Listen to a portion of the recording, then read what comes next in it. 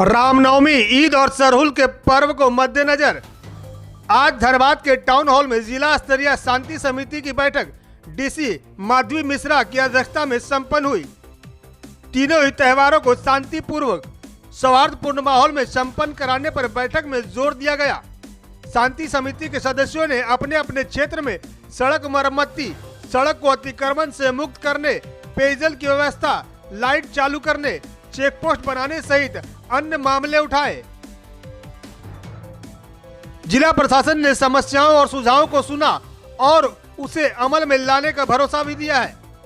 उपायुक्त ने बैठक के संदर्भ में बताया कि रामनवमी के जुलूस में डीजे नहीं बजेंगे, साउंड सिस्टम की अनुमति होगी, साथ ही अश्लील गाने नहीं बजेंगे। यह भी अखाड़ा समिति सुनिश्चित करेंगे। गड़बड़ी होने पर सीधे समिति के अध्यक्ष और सचिव पर कार्रवाई की जाएगी। समय पर अखाड़ा निकालने और समाप्त करने के निर्देश दिए गए हैं।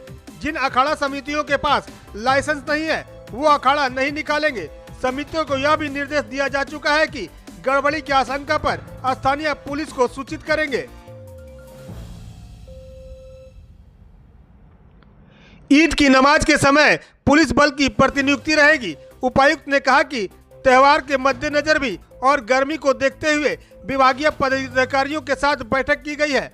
पानी की समस्या को दूर किया जाएगा।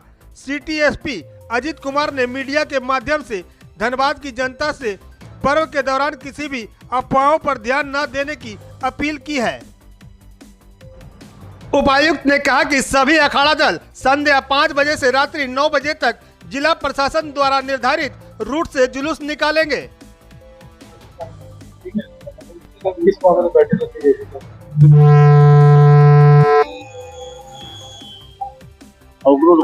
आज जिला स्तरीय शांति समिति की बैठक ईद, सरहुल और रामनवमी के पर्व और त्योहार को देखते हुए रखी गई। इसमें हम लोगों ने कल जो ईद का त्योहार मनाया जाएगा उसके नमाज के समय को लेकर के और उसमें होने वाली भीड़ को लेकर के लोगों को निर्देश दिए। जो सेंसिटिव पॉइंट्स हैं वहां पर हम लोग अतिरिक्त पुलिस बल और मजिस्ट्रेट की व्यवस्था करना सुनिश्चित करेंगे। 1 तारीख को सरहुल के जो प्रोसेसन होना है, जो सेलिब्रेशन होना है, उसको लेकर के भी हम लोगों ने आवश्यक दिशा निर्देश दिए हैं। और धनबाद जिले में 6 तारीख को रामनवमी का जुलूस निकाला जाएगा। उसको लेकर के सभी जितने अखाड़े थे वो उपस्थित थे, उनसे हम लोगों ने विचार विमर्श किया है और उनको शांति व्यवस्था बनाए रखने और जुलूस को किस तरीके से हम लोग सही तरीके से निकलवा करके सुरक्षित तरीके से कंक्लूड कर सकते हैं उसको लेकर दिशा निर्देश दिए।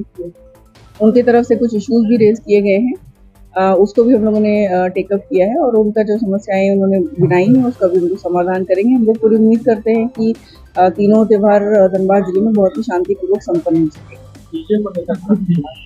हम लोगों ने साउंड सिस्टम को बजाने की इनको अनुमति दी है, लेकिन उसमें भी ऐसा ये लोग इतना शोर उसमें ना क्रिएट करें कि आसपास के रहने वाले छोटे बच्चे जो या बुजुर्ग व्यक्ति हैं उनको कोई डिस्कम्फर्ट हो, उनको कोई असुविधा हो। साथ ही साथ किस प्रकार के गाने बजाए जाने हैं उसको लेकर जिला प्रशासन बहुत सख्त है। अगर ऐसे कोई आपत्तिजनक या वल्गर गाने बजाने की कोई भी कंप्लेन आएगी तो उसको बहुत ही सख्ती से हम लोग निपटेंगे। रेस्ट उनको जितने डायरेक्शंस हैं प्रोसेसिंग को निकालने के वो बता दें। रूट ऑलरेडी थाना से डिस्कस हो चुका है और अगर रूट डाइवर्जन का किसी को कोई चांस लगता है तो वो थाना को एडवांस में बता देंगे। उसको अगर थाना से एनओसी मिल जाती है तभी वो रूट डाइवर्ट कर सकते हैं।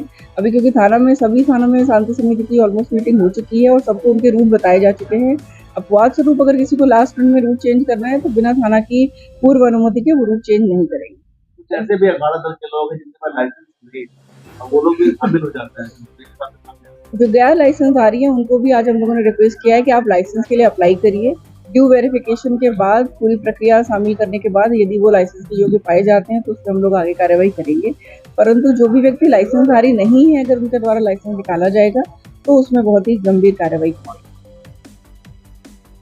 वाटर सप्लाई को पिछली जो बैठक हमने होली को लेकर करी थी उसमें भी लोगों ने इश्यूज उठाए थे, उसको लेकर के हमने नगर निगम को इंट्रोडक्शन भी दिया था, उनकी तरफ से इस पर काम भी किया गया है।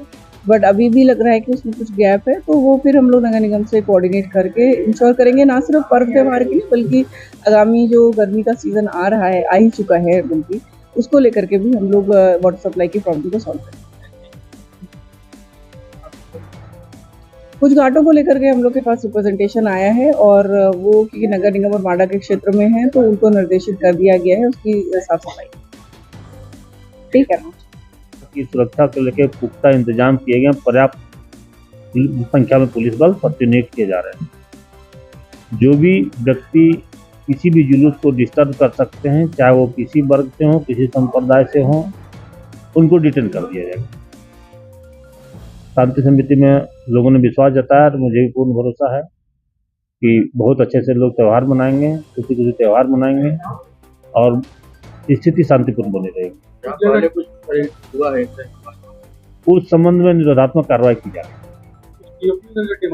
हाँ, अभी शांति समिति में 2 टीओपी की बात उठी थी, तो हमको लगता है कि बहुत जल्द 2 या 3-4 दिन में हम लोग वहाँ टीओपी बल प्रतिनियुक्त करेंगे। बिल्कुल, मैंने यही कहा कि कोई भी जुलूस अनएस्कॉर्टेड नहीं रहेगा, मतलब उसमें पुलिस बल प्रतिनियुक्त रहेंगे ही रहेंगे।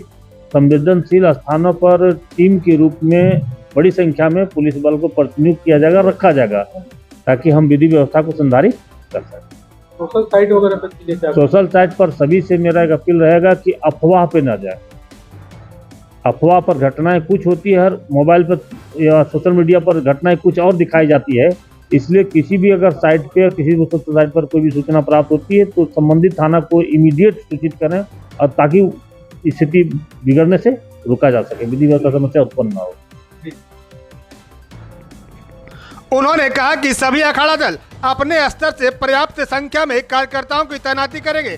कार्यकर्ता जुलूस शुरू होने से अंत तक पूरी मुस्तैदी से उपस्थित रहेंगे। वहीं अखाड़ा दल किसी प्रकार के धारदार हथियार या वैसे शस्त्रों से करतब नहीं करेंगे जिससे किसी के चोटिल या घायल होने की आशंका हो।